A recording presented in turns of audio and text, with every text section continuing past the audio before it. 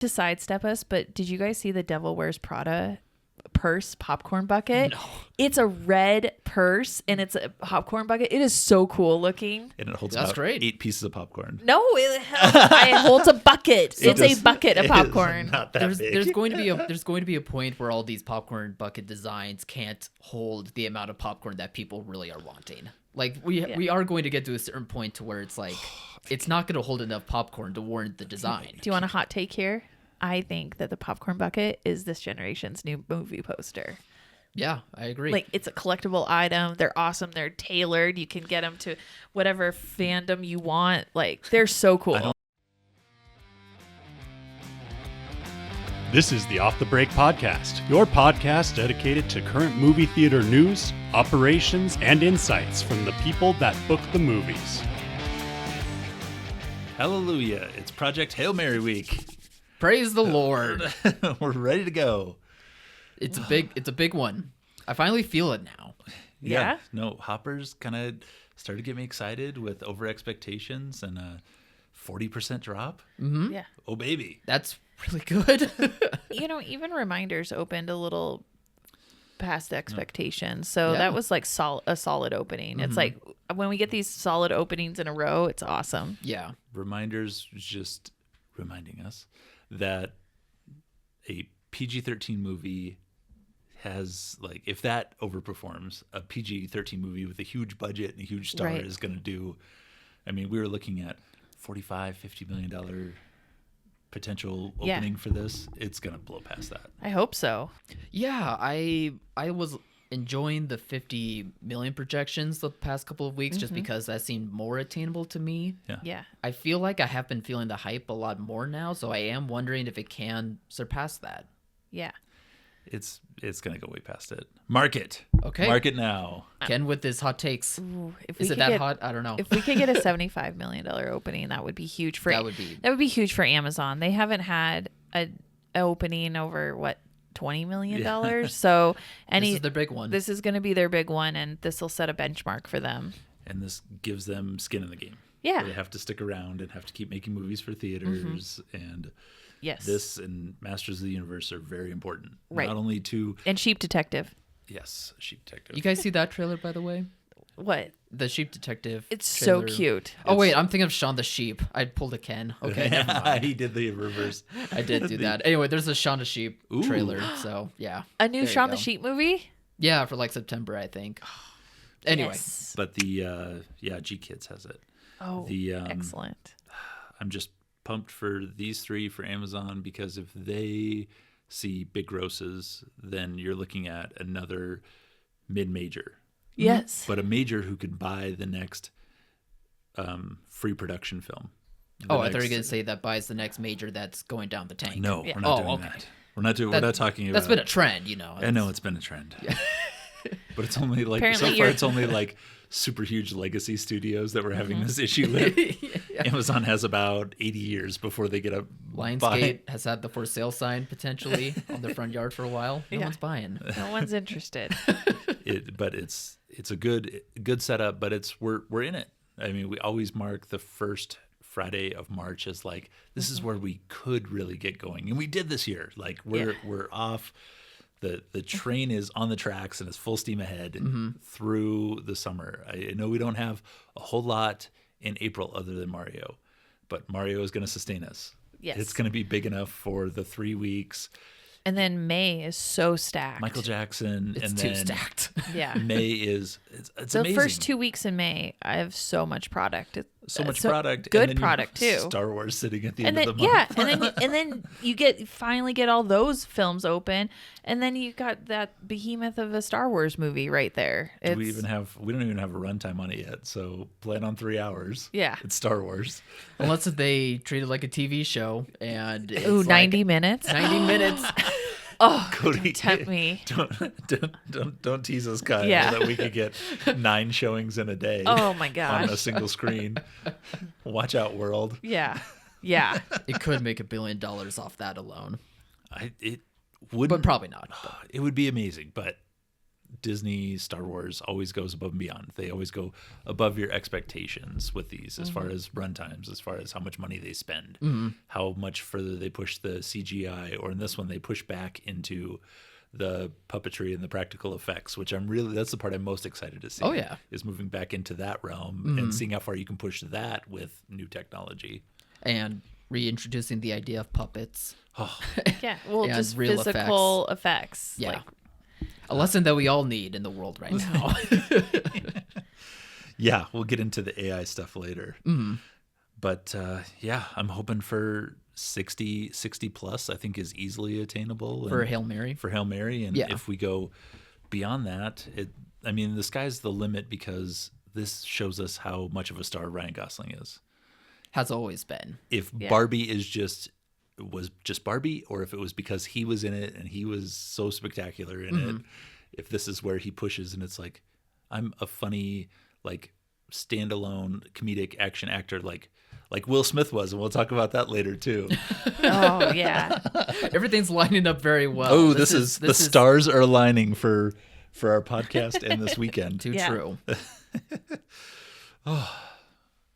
Well, we did in just general management news of operational news, it has come to our attention that apparently post-COVID, the studios, the distributors have kind of quietly amended rules for how many days a theater can be open. So Is required to be open. So traditionally, forever, for years and years and years, decades really, it has been The dawn of time. yeah, the whole my whole existence, it has been like you should be open a minimum of 3 days, a Friday, a Saturday, and one additional day. That has been like standard industry practice for decades. And then I think what's happened quietly, unbeknownst to me, because apparently I've been in this industry so long that I just took that as gospel, that post-COVID, they're with the closing of theaters and trying to hit print counts, they have quietly allowed theaters that are open just Friday and Saturday, or Saturday and Sunday, so just 2 days, to get movies on the break. Right. So to get the major releases, to be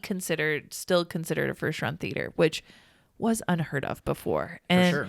when I found this out, I went to all the distributors and I was like, hey, when did this change? And they're like, oh, we've always done that. I'm like, no, you haven't. You weren't at the meeting? Yeah, you have not. We were all at the meeting. Secret Hollywood Illuminati meeting. Yeah. Are we forgetting to tell someone? No, we got everyone. We got everyone. All the theaters showed up for that meeting, It only right? affects little teeny tiny towns for the most part. And you can't be open Friday and Saturday and then play a classic on Wednesday. You have to just be open the 2 days. Yeah, like you that's the have big to be qualifying factor. closed. You're closed.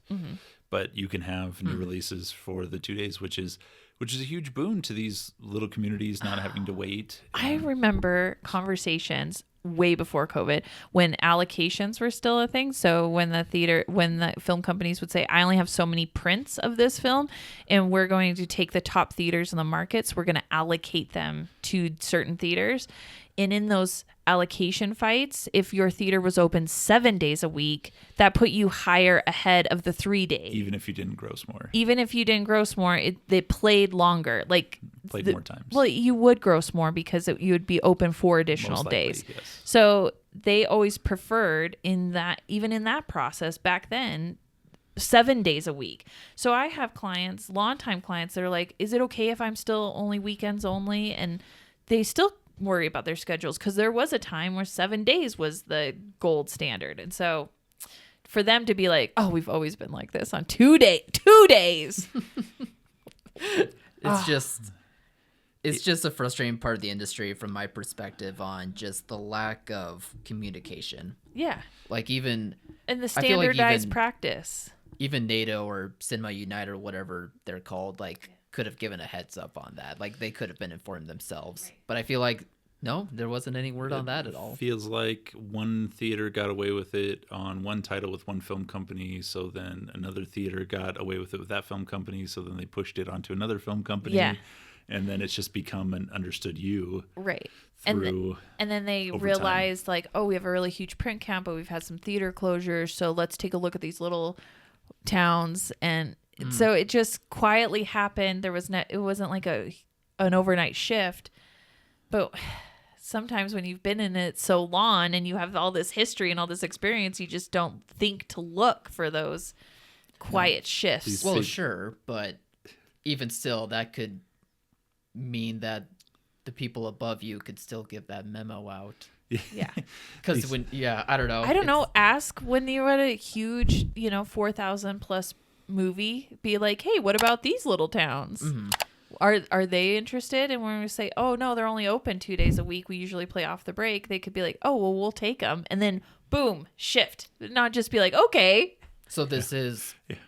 So this is beneficial? This is not beneficial? It is official. It's beneficial to little theaters who can only afford to be open 2 days. Okay, that's what I thought you said. When it's a second business just saying for a that family. there was opportunities for them to tell me. Oh, there has been opportunities. Yeah. To right this wrong. Cody's spiteful about this I'm a little so bit. spiteful. I'm spiteful and agreeing. Drives me nuts. But it's a turn of face that we don't see from film companies very often. Right. Them putting little theaters, and we're talking in towns of hundreds of people, where you all of a sudden maybe at 2,000 down. Yeah, but where you're allowing this, which they never have before, and giving them an opportunity. Right. Which is amazing. It's a good thing. But it's not something that frustrating. It's so opposite of everything else that they do. Yeah. It's like, you have to have 3 shows, and it has to be in your biggest auditorium, and you have to do this. And it's like, we have one auditorium in Chugwater, Wyoming that has, I don't know, 1,600 seats. Yeah. They built it when the copper was struck here in 1894. What the town was founded on? Yeah. Yeah. So I guess between this surprise and then last week with Universal going back to the more traditional theatrical window, is our industry healing? Finally. Yeah. I just think Universal's decision shows that what we've always known since COVID. We've always known that theatrical gives more value to these films when they go on streaming. And the longer the window is, the more value, the more views that they get. Mm-hmm. It's just been there this whole time. It's a science. I very vividly remember when whatever it was, Trolls 2 was going to go to day and date. Yes. During the first week of COVID was a thing. It was going to go day and date. Yeah. It was going to be on streaming. And Cody's dad, OG film buyer, screaming at their giant conference room phone that sat on the table at the head of distribution at Universal, screaming at him like, "This is the end. This is the end of everything. You are ruining exhibition." Yeah. It's a good thing he wasn't a guest on the podcast for that week. Oh no, it was an awesome yell. He's not a big yeller. No, he's not. He likes to he name calls, he pokes fun at people, but like actually getting the volume up. Right. This was one of the few times where I was like, oh, this is not good. You get to kick back. Yeah. And luckily we got through it. We did. Yeah. 6 years later, almost to the date. Yeah. It's crazy. The Universal, whenever, we got into a rhythm. They did their 50, they got their, their, what am I trying to say? Their plan with the major studios that if a film opened to 50 million or more, it got a longer theatrical window. And I remember we sat for the podcast and said that number was stupid because most films weren't opening to 50 million. Oh yeah. Even at that time, even before COVID, the number should have been 30 million. 30 million should have been the more average number. We didn't mind scaling down the number of days of the window. It's just the fact that there was these arbitrary rules of how much things open, which the reality was going to be that they weren't going to be attainable for most times. Right. So you were always going to get the 17 days, which is for the last few years what Universal has done, except on their massive movies. It's been a 17-day window, and then it goes to the $20 rentals. It goes to streaming, but it's the rentals. Everybody fudged it when Encanto was a hit and they had it out by Christmas from Thanksgiving. And Universal's been arbitrary about a lot of these dates where something does almost as good, but then the second week is really great and it's got legs. Wild and Robot. We're going to keep it. I still remember being mad about Wild Robot. Anyway, I'm sorry. Yeah. So So Didn't mean to Wild interrupt. Robot's a great example. So it didn't open great. It got the 17-day treatment. But when theaters were like, oh, we don't want to play it because it's $20 rental and that's cheaper than a family of 4 coming to the theater at that time. So it's basically on streaming. So we don't want to play it. Universal would be like, no, that is not an issue. We see that it does not affect the grosses. And we're like, no, it does affect the grosses. Like, it does affect attendance. And they were so adamant that it didn't affect anything. And now look at us. Look at it. Look at where we're at. It did affect it. And then to the point where they changed it back. Yeah. And now we're ready to go. And now now we're back to business, you're baby. spiteful, vengeful, but we're in a good place now. Yes. And we have, like, I was running through it with, we'll go through it on many future episodes of the podcast, but the next 18 months of films looks amazing. Yes. Like, it's like, we have so many $100 million openers potentials. What are we doing here? We're back. What are we talking about exhibition? Just start buying the Spider-Man popcorn buckets. Let's do this. Right. Biggest Oh my trailer, gosh. biggest Let's get video on of that. all time. Not to sidestep us, but did you guys see the Devil Wears Prada purse popcorn bucket? No.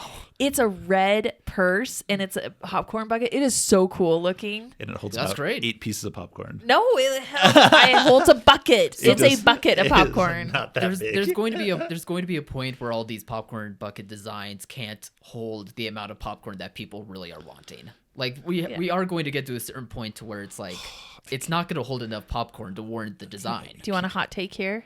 I think that the popcorn bucket is this generation's new movie poster. Yeah, I agree. Like, it's a collectible item. They're awesome. They're tailored. You can get them to whatever fandom you want. Like, they're so cool. There was an episode where Shayla, Alyssa, and I were on, and we had this topic of like the popcorn bucket is like a legit thing. This isn't a fad that's going away. No, it's so cool. It's not. It didn't directly save the industry. This isn't like the atomic bomb, but it's one of the major pieces of what kept the industry going for the last 5 years. What's since Dune #1. What's so awesome about them, and I love even more, is you only get them in theaters. It's not like you go to the Walmarts and get to buy your popcorn bucket. This is they're resold after the fact, but not fine. Yeah, on like eBay though. But yeah. Right. But this is like a theater exclusive piece of merch that the theaters besides movie posters have never had. And you weren't allowed to sell the movie posters before. And you're allowed to sell these now. This is such a game changer for theaters. It's amazing. It's super. Yeah, it was a brilliant move to go down that route. Yeah. And for our next topic, we're gonna do something else. We just talked about how the industry is moving forward in a positive direction, and now we're gonna give AMC some flowers. I know. Which is wild for us. Yeah, so I came across this story in the Hollywood Reporter that there was a short film made completely with AI that this third party that does like pre-footage roll for like advertising and stuff, they wanted to air this short film before Pre-screening. on the pre-screening. And it's not just that they wanted to do it through AMC, they wanted to do it everywhere else because they work for multiple chains. But AMC was like the one chain out loud that said, no, we're not going to play this at all. Like, we don't support complete AI generated short films. Like, we want films to be made, or anything to be made, like, by people. We want quality. Yeah. We want the concept and the perception of quality, and that humans made it, that it was production, that it's worth your money to come see this. Right. And as we expand our brands and continue to buy Taylor Swift movies, we need to make sure those artists know we stand behind them. Yeah. Yes. So AMC, they did that for the sake of getting deals done with those artists like Taylor Swift in the future, but it also is a very cool move, in my opinion, that it just helps the theatrical experience be more legitimized. Absolutely nothing throwaway thing that could have gone on and people would have rolled their eyes at, like, oh, what is this? But they stepped up. They went above and beyond. Like, let's do this. Let's keep AI. It's going to be everywhere in our lives. You're going to see it. I mean, you carry it around in your pocket. Yeah. It listens to you. We talked about pool skimmers last night, and I got 8 ads for it this morning. Yeah, because we're like, this would be easier to clean out some of the things in the hot tub. That literally was the extent of the conversation. And my feed is inundated with pool skimmers, like robotic ones. And all joking aside, it is terrifying. Yeah. I don't like it. It's terrifying. It's everywhere. You can look at anything. You're like, I had a regular interaction today, but it was listened to. Yeah. But let's keep it out. Let's be the industry that is like, absolutely not. Yeah. No Yes. way. And within the movie industry, like you said, AI is going to be a big component of our lives for years to come. But the hope is that it still will be like run by people at the very least. That people are still using these AI tools that can help enhance whatever job or but project not they're just doing. But putting the prompt in, not like putting the actually prompt, putting effort and other, energy into things. or taking away someone's job and Yeah. potential livelihood too. We saw Like, Val Kilmer's going to be in a movie, and he's passed away 3 years ago. Yeah, a totally AI resurrection of him like that. That's sick to me. yeah, that's lame. I really Yeah. hope that Val Kilmer's family didn't agree to that. I hope I hope They found everybody out and they're that gonna sold sue their them. rights to these AI people made a ton of money, and then nobody goes and sees these films. yeah, that's the other thing too. I really I hope doubt. his estate made so much money off of this, and nobody goes to the movie, so the money just transfers to his family. Everyone wins. Yeah, in our industry, yes, everyone wins. Val Kilmer is for a lot of people he could be in your top 10, top 50, top 100 actors of all time. Sure. Yeah. Yeah, that's what we do here. We support our own and these longevity things. His family doesn't need to work. I'm Val Kilmer's family. Eat it. Yeah. I read another article that kind of coincides with this, Oh, okay. talking about the change in media in 20 years. Yes. And one of the topics was how everybody will have the ability to make Hollywood style movies at home. Mm-hmm. And I just was like, we already have that now. Like, you can make a movie on an iPhone. There have been movies made on iPhones that have played in movie theaters. And I just think as technology proliferates, AI makes things easier. I think you enable the masses to create content. It's just clutter. It's just, it does not justify like losing people's skills, people's creativity. You still need skill and creativity to make a good movie. And For sure. and so I don't think that anything with AI or is going to push out the legacy studio ecosystem. Like, we still need movie theaters to show us quality films and give us that experience that lives on in the streaming world. And you still need studios that can kind of cut through all this and have the resources to market. And I think that the ecosystem that we've had for 100 years will continue on, and it is a good, healthy ecosystem, and we've got to protect it. Correct. But I think something to pay attention to in the next 5 years is the aesthetics of movies made by people moving forward. Because I won't be shocked if the popular aesthetic to a movie is going to be the look that AI generated stuff has right now, where it's like that. That's not the cool thing. No, I'm not saying it's the cool thing. I'm saying it's the thing that we should I have a think heads that up on I in our do think movies. that studios will go that route too, because it'll be cheaper, but I don't think people like it.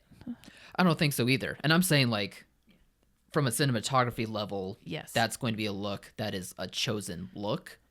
But I agree with you is that people will be turned off by this, and it will be a passing fad. I don't think it's going to be. I'm just saying, watch out for that because I think it's coming. Yeah. They're going to experiment. They're going to try. They're going to let a few of these AI movies through to see audiences' temperature on it, their Right. appetite There's for gonna be it. scenes that are throwaway scenes that are in movies right now that will be in Right. movies in the future that Yeah. you're like, oh, was that cool or not? Did that scene strike you when the asteroid hit the planet? Was that cool? It's going to be like, I don't know, the thing that comes to mind is like in one of the Star Wars movies where they have a flashback and it's young Luke and Yeah. it's like his younger face like on his older body or something like that. Yeah. Yeah.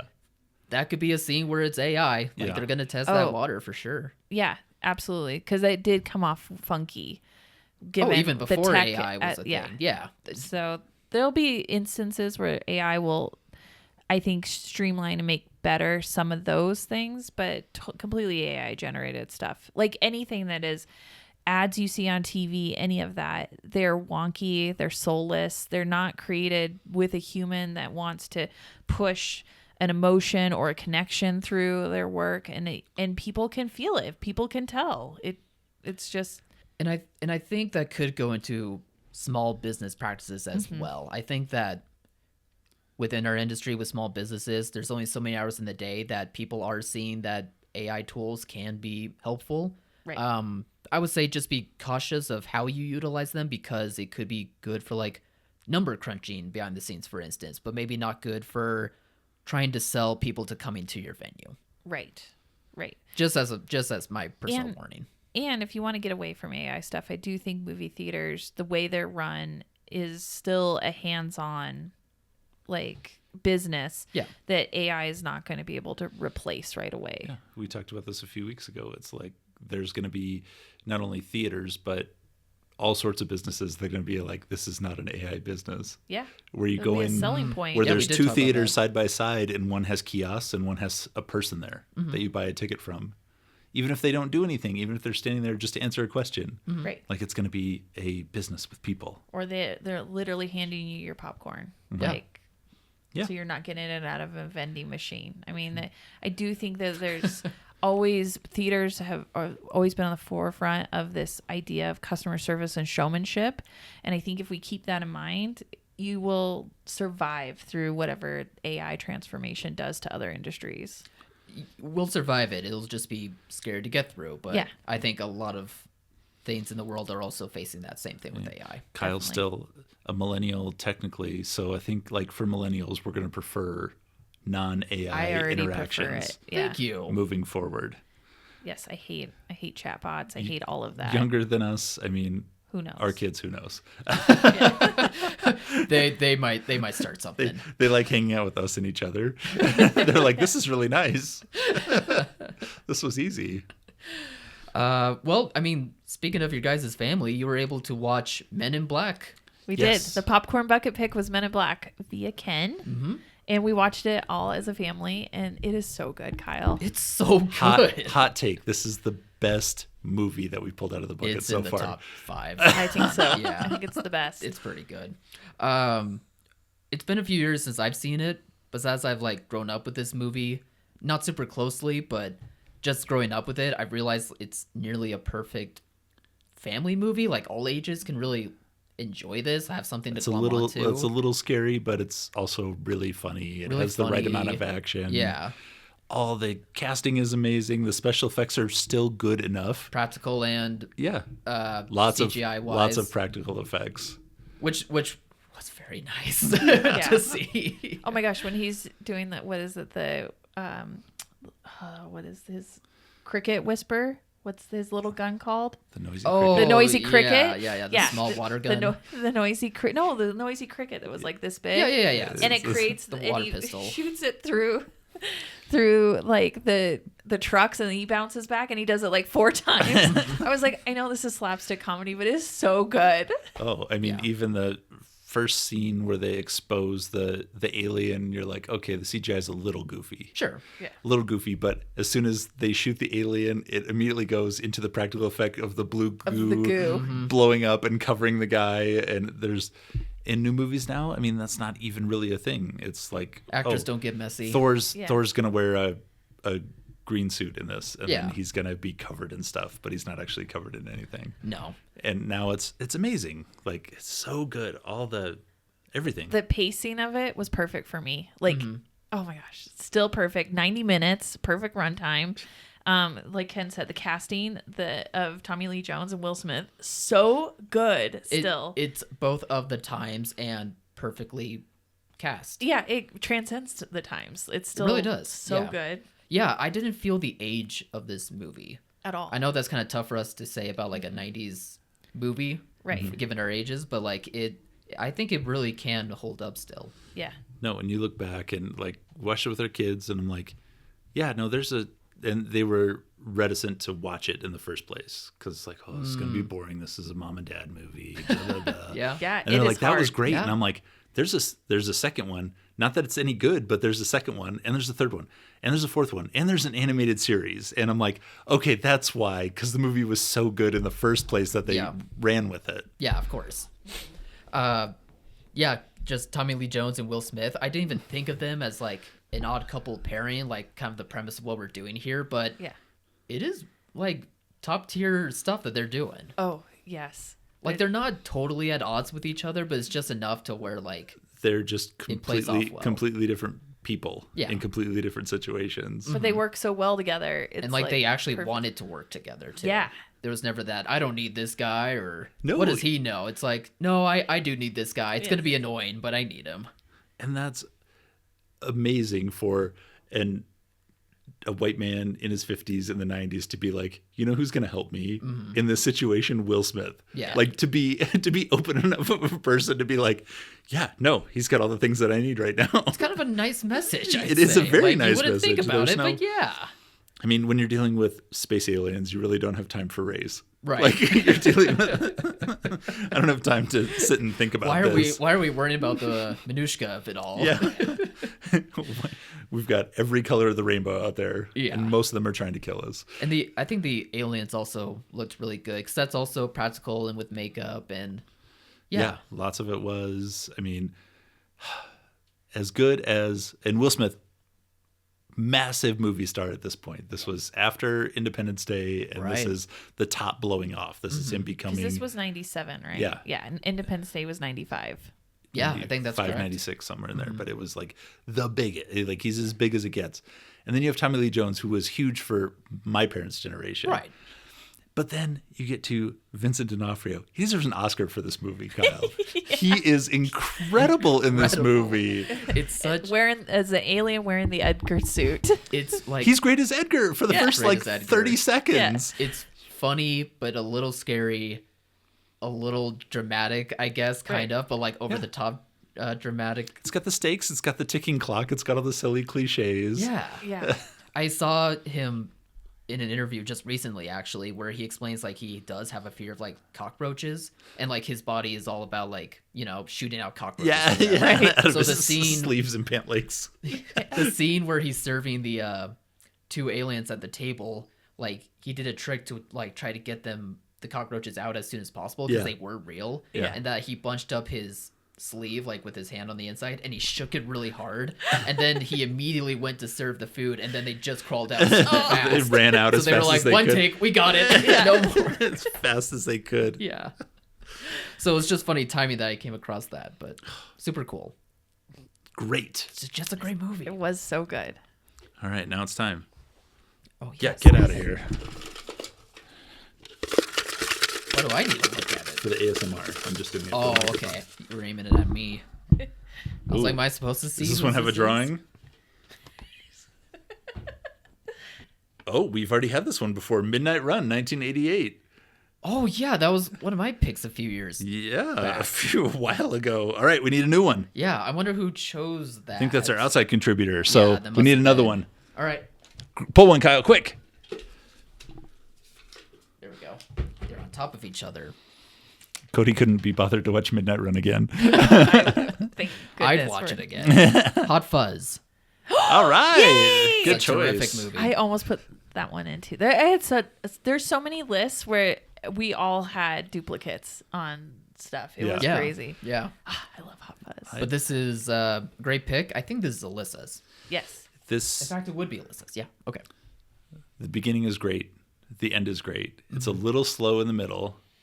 Okay. It's a little slow. Fuzz is a little slow in the middle. I've seen, but the It's beginning. been a minute since I've seen it. The beginning, the first 20 minutes is incredible. I always like Hot Once Fuzz he, more than once Shaun he of the figures Dead. out he's the Ooh. police chief's son, Yeah. then it slows down from there. But Yeah. that whole run through that is awesome. Right. Well, yeah, Shaun of the Dead, Hot Fuzz. Oh, what was the third one? At World's End? At World's End. Yeah. Yeah, like just they're all made by the same director, same cast, essentially. It is hard for me to choose between Shaun of the Dead and Hot Fuzz, though.